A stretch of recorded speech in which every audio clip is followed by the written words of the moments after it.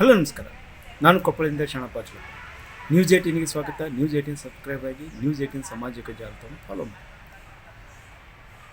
ಕೊಪ್ಪಳ ಒಂದು ಐತಿಹಾಸಿಕ ನಗರ.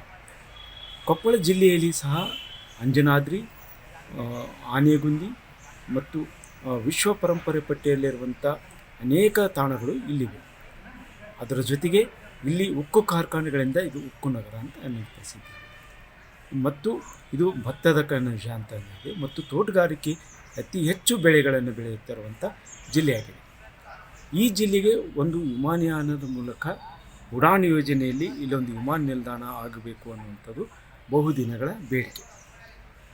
2014ರಿಂದಲೇ ಇಲ್ಲಿ ಉಡಾನ್ ಸಮ್ಮಾನ್ ಯೋಜನೆಯಲ್ಲಿ ಇಲ್ಲೊಂದು ವಿಮಾನ ನಿಲ್ದಾಣ ಆಗಲು ಪ್ರಯತ್ನ ಇತ್ತು. ಆ ನಿಟ್ಟಿನಲ್ಲಿ ಏನು ಕೇಂದ್ರ ಸರ್ಕಾರ ಉಡಾನ್ ಯೋಜನೆಯಲ್ಲಿ ಇಲ್ಲಿ ಮಂಜೂರಾತಿಯನ್ನು ಕೊಟ್ಟು ಅದನ್ನು ಖಾಸಗಿ MSPಯಲ್ಲಿನ ಖಾಸಗಿ ಏರೋಡ್ರಾಮನ ಮುಖಕ್ಕೆ ಟ್ಯಾಗನ್ನು ಮಾಡಿ ಅಲ್ಲಿಗೆ ವಿಮಾನ ನಿಲ್ದಾಣವನ್ನು ಆರಂಭಿಸಬೇಕು ಅಂತ.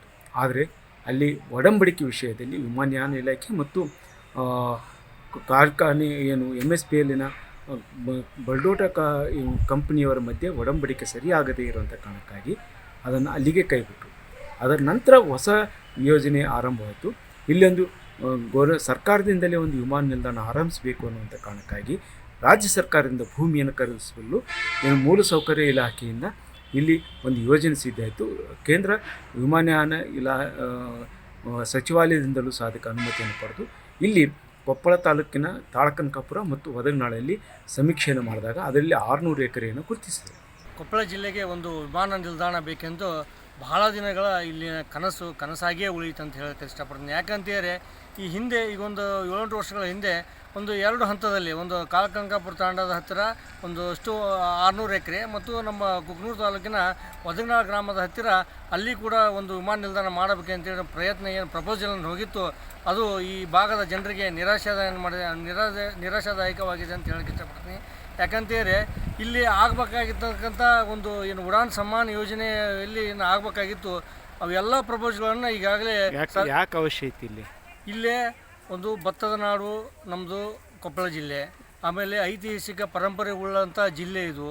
ಆಮೇಲೆ ಇಲ್ಲಿ ಕೈಗಾರಿಕೆಗಳು ಮತ್ತು ಉಕ್ಕು ನಗರ ಅಂತಲೇ ಇಲ್ಲಿ ಹೆಸರುವಾಸಿದಂಥ ಇದು ಕೊಪ್ಪಳ ನಗರ ಇದು. ಹಾಗಾಗಿ ಇಲ್ಲಿ ವಾಣಿಜ್ಯೋದ್ಯಮಗಳು ಸಾಕಷ್ಟು ಜನ ಇದ್ದಾರೆ. ಇಲ್ಲಿ ಓಡಾಟನೂ ಕೂಡ ಸಾಕಷ್ಟು ಇದೆ.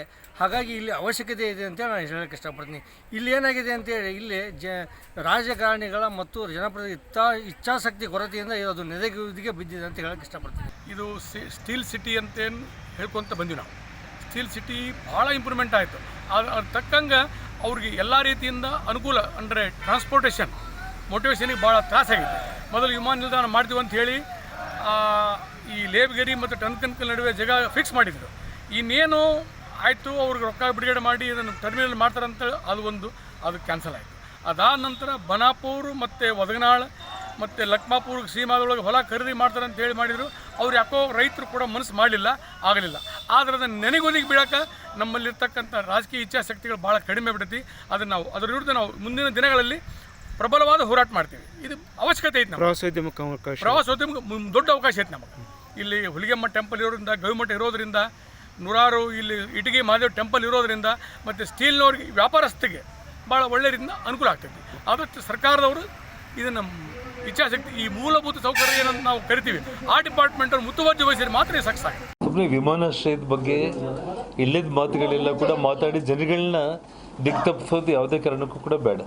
ಒಂದು ಮಾತನ್ನು ಹೇಳ್ತೀನಿ, ಯಾವುದೇ ಒಂದು ಕಮರ್ಷಿಯಲ್ ಏರ್ಪೋರ್ಟು ಆಗಬೇಕು ಅಂತಂದರೆ 150 ಕಿಲೋಮೀಟ್ರ್ ವ್ಯಾಪ್ತಿಯಲ್ಲಿದ್ದರೆ ಮಾತ್ರ ಅದು ವರ್ಕೌಟ್ ಆಗುತ್ತೆ ಅನ್ನೋಂಥ ಕಾರಣ ಇವತ್ತು ನಮಗೆ ಹುಬ್ಳಿಗೆ ಮತ್ತು ನಮ್ಮ ಕೊಪ್ಪಳಕ್ಕೆ ಇರುವಂಥ ಡಿಸ್ಟೆನ್ಸ್ ಎಷ್ಟು ಹೌದಾ? ಸೊ ಅದೊಂದು ಪ್ರಾಬ್ಲಮ್ ಆಗ್ತಾ ಇರೋಂಥದ್ದು. ಒಂದು ಮಾತನ್ನು ಹೇಳ್ತಾ ಇದ್ದೀನಿ,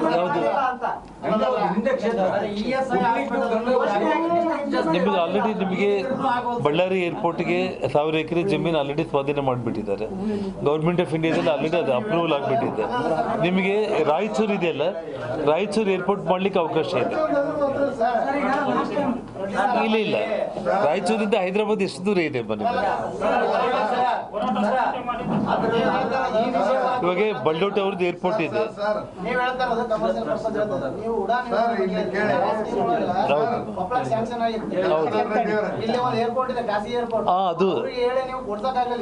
ಅದು ನಾನು ಹೇಳ್ತಾ ಇರೋದೇನೆಂದ್ರೆ ಅದನ್ನೇ ಹೇಳ್ತೇವೆ. ಬಲ್ಡೋಟ ಏರ್ಪೋರ್ಟ್ ಏನಿದೆ ಆ ಏರ್ಪೋರ್ಟ್ನ ಇಲ್ಲಿ ರಾಜ್ಯ ಸರ್ಕಾರ ಅವ್ರನ್ನ ಒಪ್ಪಿಸ್ಬಿಟ್ಟು ಉಡಾನ್ ಸ್ಕೀಮ್ ಒಳಗಡೆ ಅವ್ರನ್ನ ರೈಟಿಂಗಲ್ಲಿ ತಗೊಂಡ್ರೆ ಕೇಂದ್ರ ಸರ್ಕಾರ ಕೊಡ್ಲಿಕ್ಕೆ ಪ್ರಾಬ್ಲಮೇ ಇರೋದಿಲ್ಲ.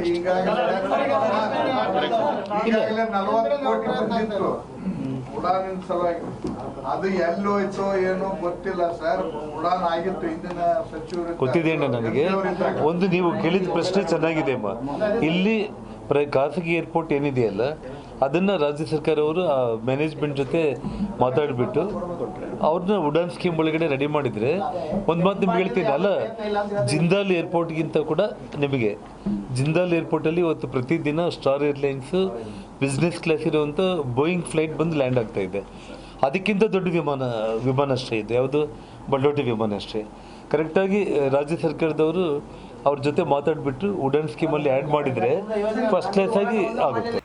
ಮತ್ತು ಈ ಮಧ್ಯೆ ಏನು ಕಲ್ಯಾಣ ಕರ್ನಾಟಕ ಪ್ರದೇಶ ಅಭಿವೃದ್ಧಿ ಮಂಡಳಿ KKRDಯಿಂದ 40 ಕೋಟಿ ರೂಪಾಯಿಯನ್ನು ಮಂಜೂರಾತಿ ಸಿಕ್ಕಿತ್ತು. ಆದರೆ ಅದು ನಂತರ ಆ ಹಣವನ್ನು ಶಾಸಕರು ಏನು ಕೊಪ್ಪಳ ಶಾಸಕರು ಆ ಹಣವನ್ನು ಅದನ್ನು ಬೇರೆ ಇಲಾಖೆಗೆ ವರ್ಗಾಯಿಸಿದರು.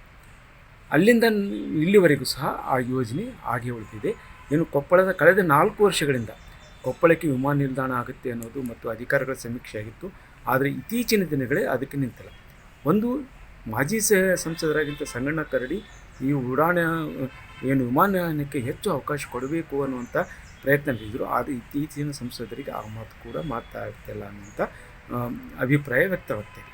ಅದರ ಜೊತೆಗೆ ಈಗ ಏನು BJPಯವರು ಸಹ ಅದ್ರ ಬಗ್ಗೆ ಸರಿಯಾಗಿ ಸ್ಪಂದಿಸ್ತಾ ಇಲ್ಲ. ಯಾಕಂತೇಳಿದರೆ ಏನು ಈ ಹಿಂದೆ ಇರುವಂಥ ನಿಯಮ ಏನು 150 ಒಂದು ವಿಮಾನ ನಿಲ್ದಾಣದಿಂದ ಇನ್ನೊಂದು ವಿಮಾನ ನಿಲ್ದಾಣಕ್ಕೆ 150 ಕಿಲೋಮೀಟರ್ ದೂರ ಇರಬೇಕು. ಆ ಹಿನ್ನೆಲೆಯಲ್ಲಿ ಇಲ್ಲಿದ್ದ ಕೊಪ್ಪಳದಿಂದ ಹುಬ್ಬಳ್ಳಿ 120 ಮತ್ತು ಏನು ಹೊಸದಾಗಿ ಹಾಕಬೇಕಾಗಿರುವಂಥ ಬಳ್ಳಾರಿ ವಿಮಾನ ನಿಲ್ದಾಣ 96 ಕಿಲೋಮೀಟರ್ ಇರುವಂಥ ಕಾರಣಕ್ಕಾಗಿ ಇದು ಅಸಾಧ್ಯ ಅನ್ನುವಂಥ ಮಾತಿದೆ. ಆದರೆ ಇದು ವಿಶೇಷ ಪ್ರಕರಣವಾಗಿರೋದು ಮತ್ತು ವಿಶ್ವವಿಖ್ಯಾತವಾಗಿರೋ ಅಂಜನಾದ್ರಿ ಪ್ರವಾಸೋದ್ಯಮ ಈ ಎಲ್ಲ ಕಾರಣಕ್ಕಾಗಿ ಇಲ್ಲಿ ವಿಮಾನ ನಿಲ್ದಾಣ ಆಗಲೇಬೇಕನ್ನುವಂಥ ಒತ್ತಾಯ ಇದೆ. ಆ ನಿಟ್ಟಿನಲ್ಲಿ ಒಂದಿಷ್ಟು ಪ್ರಯತ್ನ ನಡೀಬೇಕಾಗಿದೆ. ಆದರೆ ಯಾಕೋ ಇಲ್ಲಿ ಜಿಲ್ಲೆಯ ಜನಪ್ರತಿನಿಧಿಗಳು ಆ ಕುರಿತು ಹೆಚ್ಚು ಆಸಕ್ತಿ ವಹಿಸದೇ ಇರುವಂಥ ಕಾರಣಕ್ಕಾಗಿ ಕೊಪ್ಪಳದಲ್ಲಿ ವಿಮಾನ ನಿಲ್ದಾಣ ಅನ್ನೋದು ಗಗನಕುಸುಮವಾಗಿ ಉಳಿದಿದೆ. ಈ ನಿಟ್ಟಿನಲ್ಲಿ ಸರ್ಕಾರ ಮತ್ತು ಜನಪ್ರತಿನಿಧಿಗಳ ಪ್ರಯತ್ನ ನಡೆಸಬೇಕಾಗಿದೆ ಅನ್ನೋದು ಇಲ್ಲಿ ಜನರ ಒತ್ತಾಯ ಆಗಿದೆ. ಶರಣಪ್ಪ ಬಾಚಲಾಪುರ್, ನ್ಯೂಸ್ 18 ಕೊಪ್ಪಳ. ನಿರ್ಭೀತ, ನಿಷ್ಪಕ್ಷಪಾತ, ವಿಶ್ವಾಸಾರ್ಹ ಸುದ್ದಿಗಳಿಗೆ ಮತ್ತೊಂದು ಹೆಸರಾಗಿರುವಂತ ನ್ಯೂಸ್ 18 ಕನ್ನಡ ಈಗ ಆಪ್ನಲ್ಲೂ ಲಭ್ಯವಿದೆ. ದಯವಿಟ್ಟು ಇಲ್ಲಿರುವ QR ಕೋಡ್ ಅನ್ನ ಸ್ಕ್ಯಾನ್ ಮಾಡಿಕೊಂಡು ಆಪ್ ಅನ್ನ ಡೌನ್ಲೋಡ್ ಮಾಡೋದಕ್ಕೆ ಮರಿಬೇಡಿ. ನಿಮ್ಮ ಬೆಂಬಲ ಹೀಗೆ ಸದಾ ನಮ್ಮೊಂದಿಗಿರಲಿ. ಧನ್ಯವಾದ.